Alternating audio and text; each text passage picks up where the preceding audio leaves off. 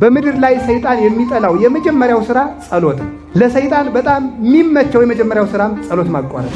ለጸሎት ስንቆም ቤታችን የተፈታ ይመስላል። ደጃዝማችነት የቀረብን ከሹመት የጎደልን ይመስላል። ምንም እኮ ስንጨርስ እኮ የምንሰራው ሥራ ሳይኖር። አቡነ ገብረ መንፈስ ቅዱስ የሚደክም ሥጋ ይዘው ከማይደክም መልአክ ጋር እኩል ናቸው። የሚራብ ሥጋ ይዘው ከማይርበው መልአክ ጋር እኩል ናቸው። እኛ እኮ 30 ዓመት ዕድሜ ኖሮን የ30 ሺህ ዓመት ኃጢአት የሠራን ሰዎች ነው። 562 ዓመት አንድ ሌሊት እንኳን አለመበደል እንዴት ይቻላል? የገብረ መንፈስ ቅዱስን ገድል አንብባችሁ ልጅ ባታገኙ ግን የገብረ መንፈስ ቅዱስ ቃል ኪዳን ሐሰት አይሆንም። ምክንያቱም ልጁ የማይጠቅማችሁ ከሆነ ላይሰጧችሁም ይችላሉና ማለት ነው። ገብረ መንፈስ ቅዱስ ክርስቶስ ያደረባቸው መብራት ስለሆኑ ተዳፍነው እንዲቀሩ አላደረገም። እግዚአብሔር በብርሃን ገለጣቸው።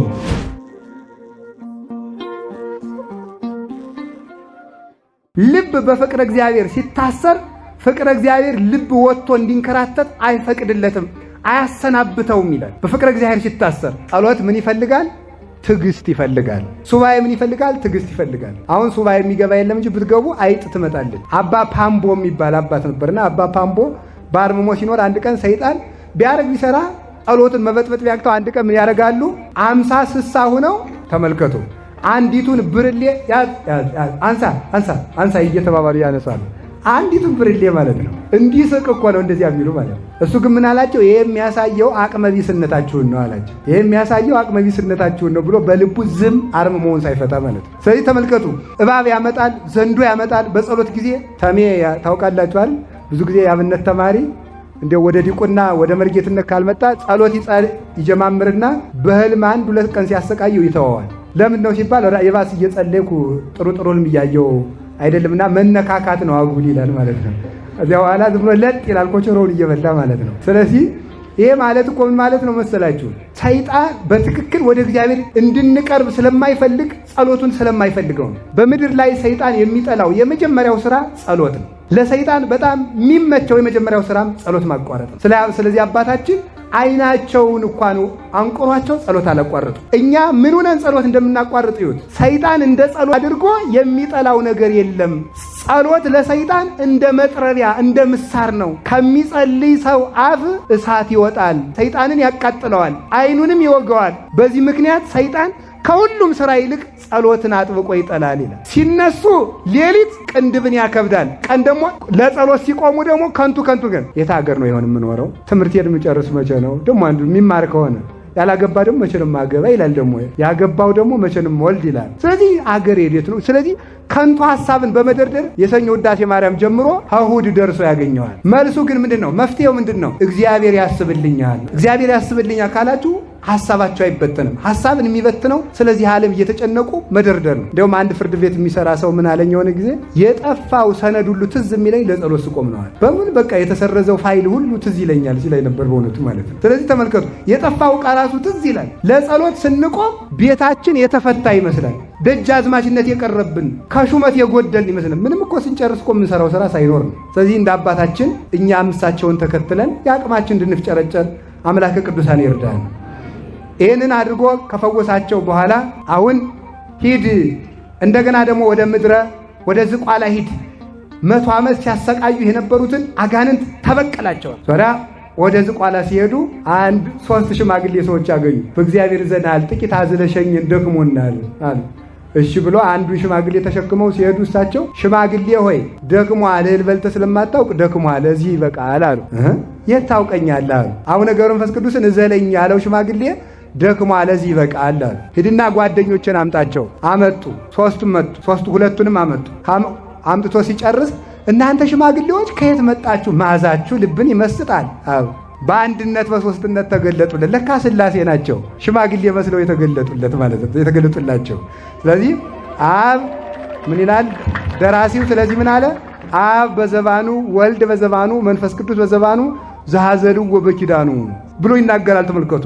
አብ ወልድ መንፈስ ቅዱስን ለማዘል የበቃ ማን? አቡነ ገብረ መንፈስ ቅዱስ። እግዚአብሔር በሽማግሌ አምሳል የተገለጠላቸው። ሰው እኮ እግዚአብሔር የሚገለጥልኝ የሚመስለው እንደው የሆነ ንጉሥ መስሎ እያንጸባረቀ ነው። እግዚአብሔር ነዳይ መስሎ ይመጣል። እግዚአብሔር ሽማግሌ መስሎ ይመጣል። ስለዚህ አቡነ ገብረ መንፈስ ቅዱስ የተገለጠላቸው በዚያ የነበሩ አጋንንትን ሁሉ በመብረቅ አጭደው 70,000 አጋንንትን በሙሉ በተሰጣቸው ቃል ኪዳን አጭደው ጨረሷቸው። ወደ አረብ ምድር ሂደው ብዙ ሰዎችን አድነዋል። በጠላትነት የተነሳባቸውን ንጉሥ ሳይቀር ጸልየው ሙት አንስተው መንግሥተ ሰማያት አስገብተዋል። እንዲህ አድርገው እንደ መላእክት ትጋትን እንዲያውም ከመላእክት ይበልጣል ይላሉ አባቶቻችን። አቡነ ገብረ መንፈስ ቅዱስ ከመላእክት ይበልጣሉ። ለምን? መላእክት የሚደክም ሥጋ የላቸውም። አቡነ ገብረ መንፈስ ቅዱስ የሚደክም ሥጋ ይዘው ከማይደክም መልአክ ጋር እኩል ናቸው። የሚራብ ሥጋ ይዘው ከማይርበው መልአክ ጋር እኩል ናቸው። የሚታመም ሥጋ ይዘው ከማይታመም መልአክ ጋር እኩል ናቸው። የሚያዝን ሥጋ ይዘው ከማያዝኑ መላእክት ጋር እኩል ናቸው። የሱራፌል ባልንጀራ ናቸው። ይህን ይዘው አባቶቻችን የቅዱስ ዳዊትን ቃል ጠቅሰው ያመሰግኗቸዋል። ነዳዩን ከፍ ከፍ የሚያደርገው አባ ጊዮርጊስን በሰዓቱ ተናግሯል። በእውነቱ ማለት ነው። ድሃውን ከፍ ያደርጋል፣ ትዕቢተኛውን ዝቅ ያደርጋል። ሰውን መልአክ ያደረገ እግዚአብሔር የተመሰገነ ይሁን ብለው ያመሰግናሉ። ስለዚህ አባታችን አቡነ ገብረ መንፈስ ቅዱስ እንደ መላእክት ንጹሕ፣ እንዲያውም ከመላእክት ይልቅ እሳቸው እናደንቃለን። ከዚህ ሁሉ በላይ መላእክት ንጹሕ ሆነው ቢኖሩ በደል በሌለበት ዓለም ነው። በደል በበዛበት ዓለም ሆነው አለመበደልን የተቻላቸው ብፁዕ አቡነ ገብረ መንፈስ ቅዱስ ነው። ርዕሰ ባይታውያን መባል እኛ በ20 ዓመታችን መታመን አቅቶት 562 ዓመት ሳይበድሉ መኖር ለሰው እንዴት ይቻላል? እስቲ ስንት ዕድሜ ነው ያላችሁ? እኛ እኮ 30 ዓመት ዕድሜ ኖሮን የ30 ሺህ ዓመት ኃጢአት የሰራን ሰዎች ነን። 562 ዓመት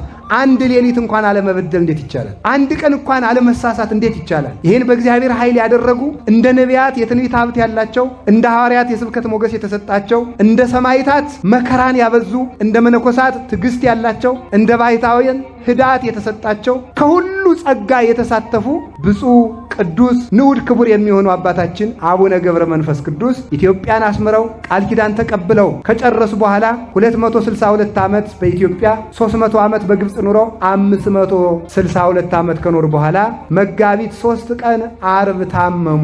እዚያ በኋላ ታመው ብዙ ታምራትን አድርገዋል። ሙት ያነሱት እንኳን የሰው ሙት የአንበሳ ሙትም አንስተዋል። እና አቡነ ሳሙኤል ሊጠይቋቸው ሄደው ሳለ 7 ቀን አቡነ ገብረ መንፈስ ቅዱስ በር ሳይከፍቱ ቆይተዋል። ምን ትላላችሁ እናንተ? ከአንድ አባት ቤት ሄዳችሁ 7 ቀን በር ሳይከፍትላችሁ በር ላይ ቢያቆማችሁ ትላላችሁ? ይሄው አያዝኑም እኮ ጨካኞች እኮ ናችሁ ብላችሁ ቤታችሁን። ትዕግስት ስለሌለን ማለት ነው። ትዕግስት ስለሌለን አባቶቻችን ደግሞ እኛን ተከቶ የመጣውን ሰይጣን እንዲሸሽ ሰውን በቀላሉ በዓታቸውን ከፍተው ያስገቡ። ከዚያ በኋላ ምን አደረጉ? 7 ቀን ጸልየው ወጡ። በ7 ቀን ውስጥ የአቡነ ገብረ መንፈስ ቅዱስ አናብስት የእነ አቡነ ሳሙኤልን አንበሶች በሉ፣ ቁርጥምጥም አድርገው። እነዚያ ኃያላን ናቸው። ኋላ ሲወጡ ተበልተው አገኟቸው። እንዴ እናንተ የኔን ትቢያ ልሳችሁ ደሩ አላችሁ እንጂ ስጋ ብሉ ማን አላችሁ? ቅዱሳን ወዳጆቹ ከድካም እንዲያርፉበት የተሰጣቸውን ትበላል ተፉ አሏቸው። አንበሶቹ የበሉትን ስጋ ተፉ። አልዓዛርን ያስነሳህ ፈጣሪ ወዳጆች ከድካም እንዲያርፉባቸው የሰጣቸውን አንበሶች አስነሳ ብለው ጸልየው አንበሶችን ከሙታን ለይተው አስነስተዋል። ምንም ባይኖር እንግዳ መቀበል ይገባል አይደለም? አቡነ ገብረ መንፈስ ቅዱስ እንግዳ ተቀብለዋል። በዓለም ያለው ሰው ቤት ስላለው ነው። እሳቸው በምን እንግዳ ይቀበሉ? እንግዳ ይቀበላሉ። ማንም ሰው ሲመጣ እንግዳ መቀበል ይገባል። ስለዚህ እሳቸው እንግዳ ለመቀበል የሚያበሉት የላቸው፣ ልብስ እንኳን የላቸው። ከሰውነታቸው ክንድ ከስንዝር ጠጉር አብቅሎ ያንን ልብስ አድርጎላቸው ነው የኖሩ። መላእክት ግን በብርሃን ድባብ ይጠብቋቸው ነበረ።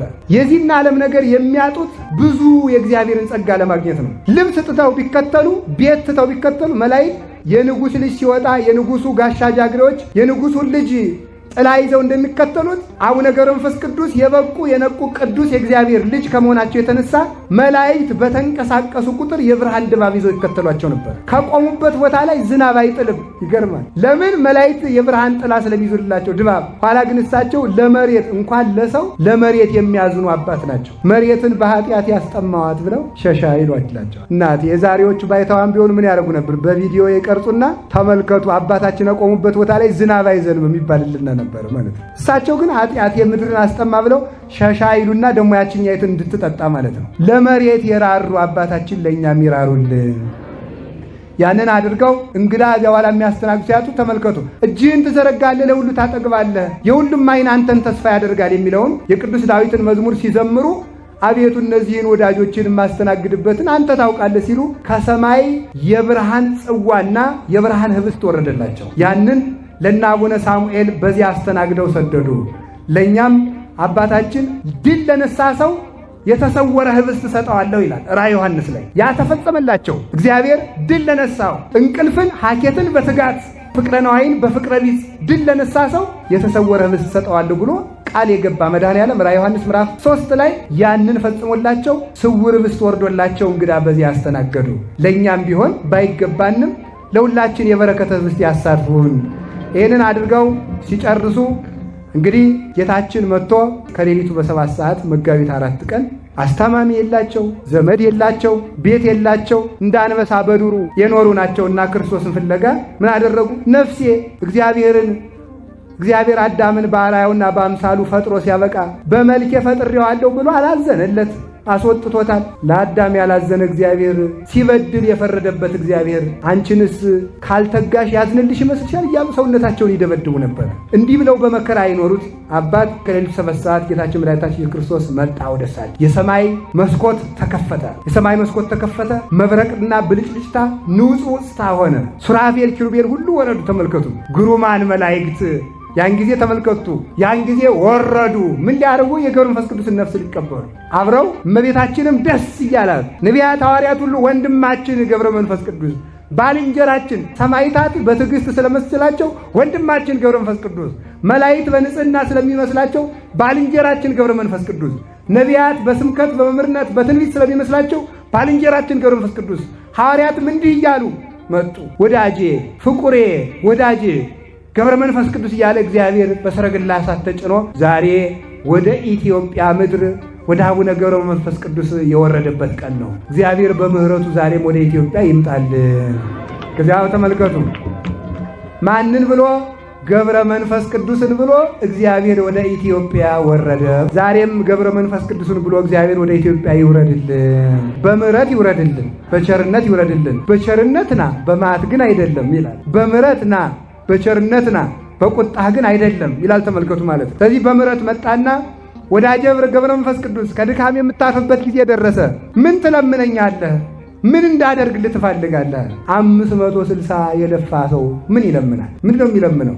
ለእኔ የማይገባኝ ማን አለ? ምን አለ እንል ነበራል እኛ ብንሆን። ከዚያ ምን አለ? እኔ የምለምንህ ኃጢአተኞችን ማርልኝ፣ ስሜን የጠሩትን ስምህን የጠራውን እምርሃለሁ ብልሃል፣ ማርልኝ። ግን የእኔን ዝክር የዘከረ ሰው መታሰቢያን ያደረገ በዓሌን ያከበረ ሰው ሳያስበው ድንገት ንስሐ ሳይገባ ቢሞት እንኳን እባክህ ለእኔ ብለህ ማርልኝ።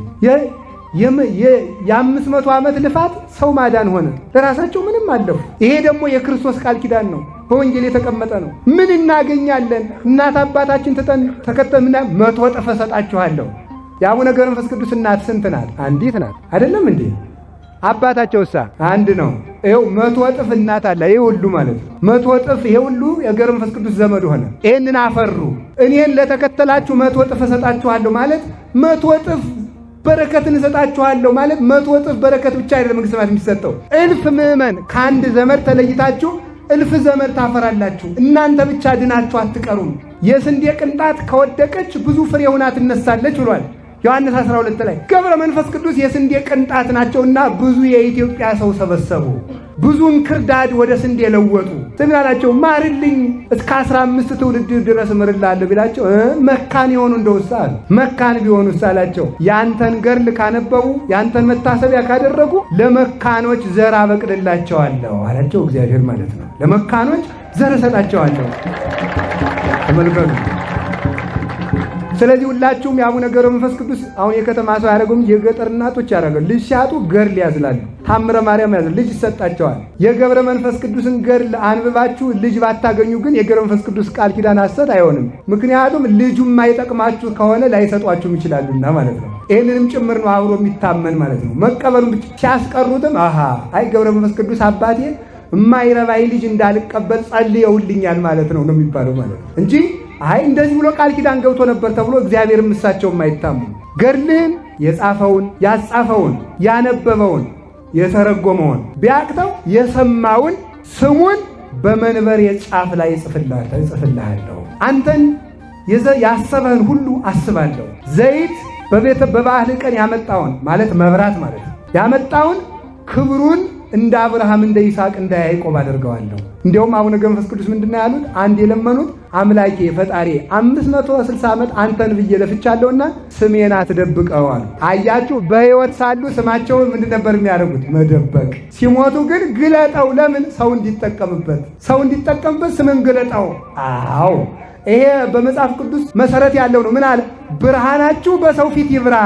አዎ ብርሃን ክርስቶስ ያደረባቸው ገብረ መንፈስ ቅዱስ ይኸው ዛሬ ብርሃናቸው በሰው ፊት እየበራ ነው። ይሄንን ቃል ኪዳን ፈጽምልኝ አላቸው። እያበሩ ነው። ድውይ ፈውሰው እያበሩ ነው። ጋኔን አውጥተው እያበሩ ነው። ሙት አንስተው እያበሩ ነው። የከተማ ሰው ነው እንጂ መጠቀም ያቃተው የገጠር ሰው በገብረ መንፈስ ቅዱስ በደንብ እየተጠቀማቸው። አዝመራውን ጓሮውን አይጥ ሲበላለት የገብረ መንፈስ ቅዱስን ጠላውን ሁሉ ወስዶ ሲረጨው አይጡ ይጠፋለታል። የከተማ ሰው ግን ተፈላሳፊና ተራቃቂ ስለሆነ አልጠቀምባቸዋል። እና ኢትዮጵያ የምትጠቀምባቸው አባት ብፁዕ ገብረ መንፈስ ቅዱስ ናቸው። ቅዱስ ገብረ መንፈስ ቅዱስ ስሜን ግለጠው አሉ። እንኳንም አወቅ ናቸው። ቅዱስ ጳውሎስ ደቀ መዛሙርቶችን ዘረዘረና ተመልከቱ እንዲህ ያሉትን እወቋቸው አለ። ባለቤቱ ደግሞ ምን አለ? ጌታ ደግሞ ሲናገር በተራራ ላይ የተሰራች ከተማ ልትሰወር አትችልም አለና ተመልከቱ ስላለ በገብረ መንፈስ ቅዱስ አባታችን በክርስቶስ መሰረትነት በወንጌል ተራራነት ስለቆሙ እሳቸውን ሸፍኖ የሚያስቀር ምንም የለም። ይሄው ስማቸውን ገለጠው እግዚአብሔር በእውነት ማለት ምን አለ? ተመልከቱ መብራት አብርቶ በእንቅብ አይደፋባትም።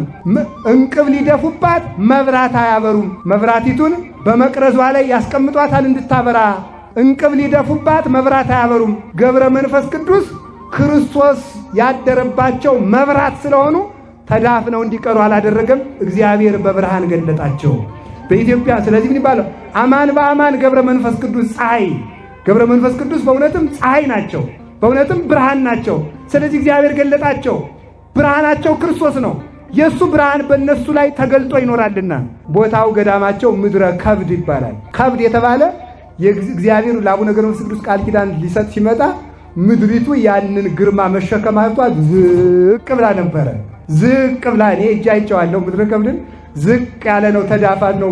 እሳቸው ያረፉበት ቦታ መሬት መሸከም አምጥቷት ዝቅ ምድረ ከብድ ክቡድ ጸጋ ክቡድ መከራ ስለተቀበሉ የማይመረመር ጸጋ ተቀብለው በሉ የወዳጀን የገብረ መንፈስ ቅዱስን ስጋውን በኢየሩሳሌም ከመሰዊያው ጎን ቅበሩት ብሎ ጌታችን ራሱ ክርስቶስ በተቀበረበት ቦታ እንዲቀበሩ አዘዘ። በዚያም ተቀበሩ፣ ቃል ኪዳናቸውን ተሰጡ።